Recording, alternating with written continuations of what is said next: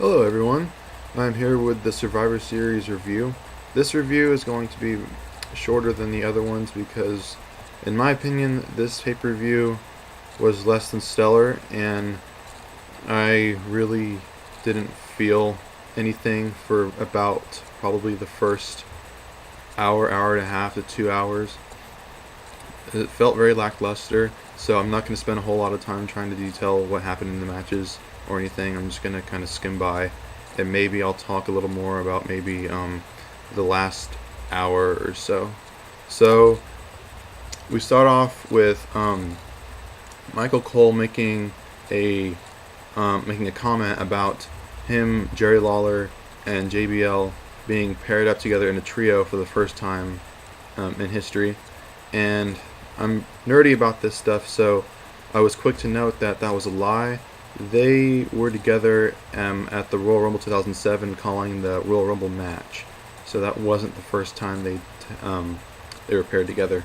So, anyways, that's a nerdy little statistic there. So after that, they announced a bonus Survivor Series tag team elimination match with Rey Mysterio, Sin Cara, Tyson Kidd, Justin Gabriel, and Brodus Clay versus Primo, Epico, the Primetime Players, and Tensai. I'm glad that they added this match, and they decided not to go with Justin Gabriel and Tyson Kidd taking on 3MB.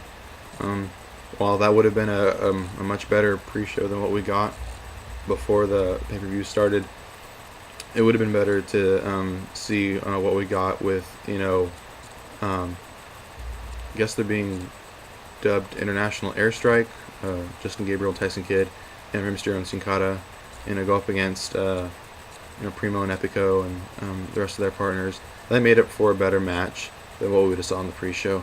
The match was just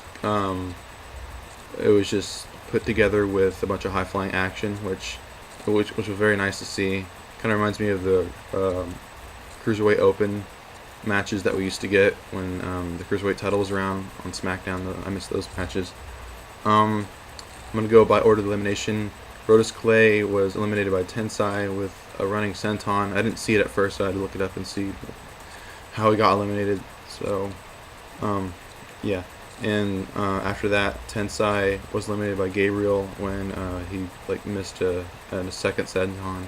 So I thought it was a weird way for Tensai to get eliminated, but I guess the rise and fall of Tensai has,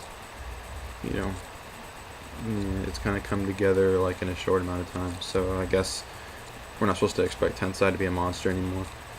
After that, Titus O'Neil got eliminated by Tyson Kidd with a slingshot variation of the Japanese rolling clutch pin. I got that name off of No Mercy, so that's the only reason why I know the name of that move. And afterwards, Tyson Kidd eliminated Epico with the sharpshooter, which some people noted that that was I think Tyson Kidd himself noted on Twitter. I believe I don't have a Twitter, but he said that that was the first time that the sharpshooter has been used in a non-screw job finish in 15 years since it happened. So I thought that was pretty cool. I was really glad to see Tyson Kidd get a couple of victories, kind of build him into more of a credible status, but I really don't see anything happening for Kidd after this, except hopefully a tag team title run is down the line for Kidd and Gabriel. They're very, very talented guys that are tremendously overrated. They deserve a push of some kind. After that, Rey Mysterio eliminated Primo with a Mahi Straw Cradle, and then after that, Darren Young was eliminated by various finishers as if he was the Big Show or something, but I know why. They did the coup de grace with a bunch of finishers into it to give the match a bit of a zest in the end. He got eliminated by a 619 by Ray, then a top rope lion salt by Justin Gabriel, and then a springboard elbow drop by Tyson Kidd. That'd be a good tandem finisher if they start rising in the ranks of the tag team division. And then after that, a swanton or a tope atomico. Damn it, I forgot the name. Forgot the name for the move that it's used for, in the Indies, but it's something in Spanish. Anyway, a swanton. And after that, the splash by Rey Mysterio. So 4 out of 5 remain for Team I guess you can call it Mysterio. I don't know. And then so that ends the match. Afterwards, we get a Divas Championship match between Caitlyn and Eve. Uh, uh, I just about wanted to sleep during this match. I'm a big fan of Caitlyn, but she has not vastly improved in the ring. She was just kind of like beating up on Eve, did a move here or there, and then afterwards, like Eve out of nowhere, like throws her outside, I guess, kicks her in the gut, and then gives her a snap swinging neck breaker, and that ends the match. Boring. Afterwards, the United States Championship match between Antonio Cesaro and R-Truth took place. I expected a little more out of this match because both are very talented, and Cesaro hasn't really had a bad match since he's been a United States champion. This match, I don't know why, didn't really live up to any expectations I had for it. I was looking forward to this match, but nothing really monumental occurred. Cesaro wins with the neutralizer. I'm glad he retains. Other than that, it was just mediocre. I think during the match, JBL was yelling at Cole for not listening to him and stuff. I thought that was hilarious, like the banters they get into. After that, we had see, I'm yawning just reading this. We had a segment with AJ accusing Vicky Guerrero of hanging out with like employees outside of the ring and stuff. Like shit. This was terrible. It just had Vicky like being with JR and Ricardo, and just the cheesiest comedy you could find, and it wasn't funny. I was just on Facebook or something during this a little bit, and then Tamina came out of nowhere and attacked AJ. I think this is where my stream cut out, which I wasn't too depressed about because it just wasn't anything. So yeah, I guess Tamina and Vicky will align. I guess like that'll be her right hand woman, I guess, for problems. I don't know. Anyways, after that we had the World Heavyweight Championship match between Sheamus and Big Show. I've heard some people say that this was a good match. I wouldn't be able to tell you. I literally did fall asleep during this match. I think Big Show was just pounding away on Sheamus's back for a good portion of the match. That's what set me off. So I was tired. I was already tired anyways during the day. I woke up late and I didn't get much to eat. And then once I saw this match, I guess that was inspiration for me to go to bed for a while. So I missed some of it. I woke up and then I saw like Sheamus holding Big Show in an electric chair position from the turnbuckle, and he walks a little bit behind and then slams him down. That was impressive.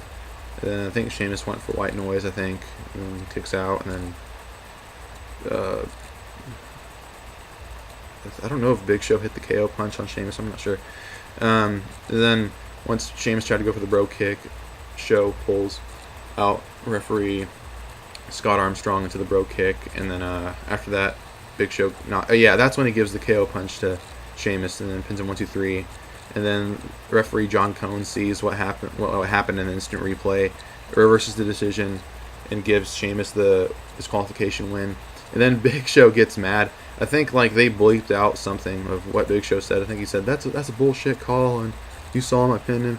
And after that, like he called John Cone a dumbass twice, and I think that's really funny because like even in the Attitude Era, I think I didn't think you heard dumbass being used as much, and just hearing Big Show, well, you dumbass and stuff to John Cone, I thought that was funny.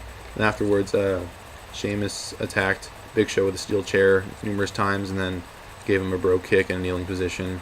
So I think that's going to set up a chairs match between Big Show and Sheamus at TLC for the title. So then after that, we had the Survivor Series tag team elimination match. Let's see here.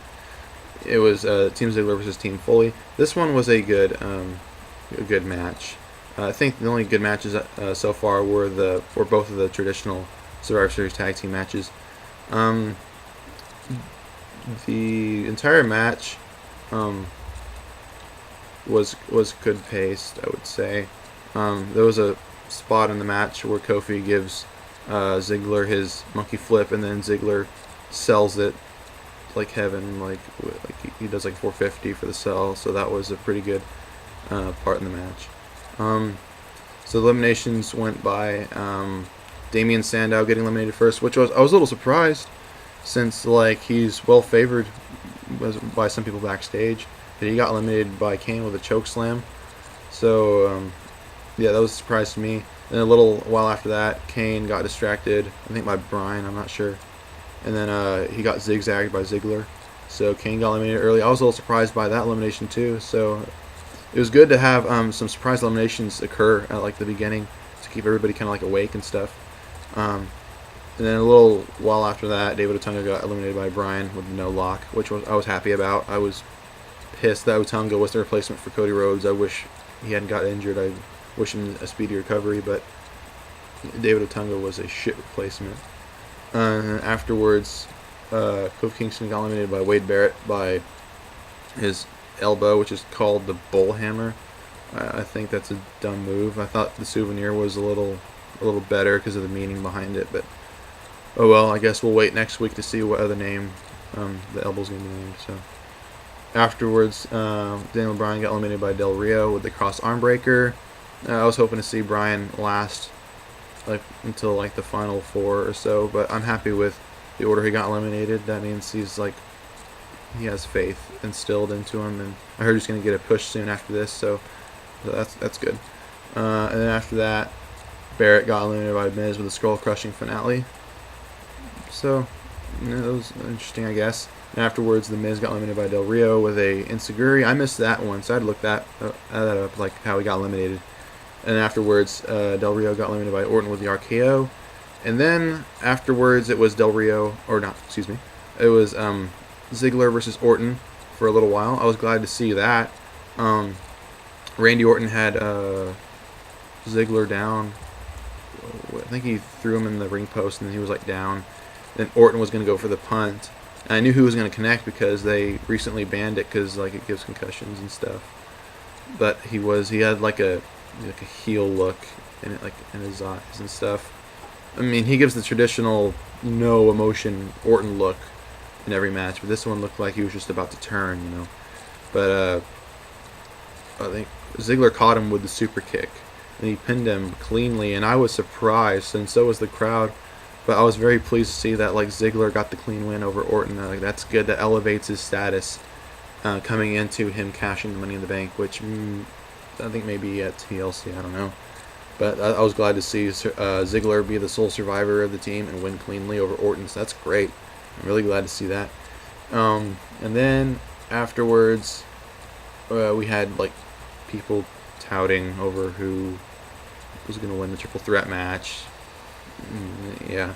And afterwards, like Cole, King, and JBL were like, okay, on 3, let's say who we think is going to win the triple threat match. And King was fangasming like over John Cena. He was like, John Cena, and that already brings me back to hating Jerry Lawler. He's already annoying me again, so whatever.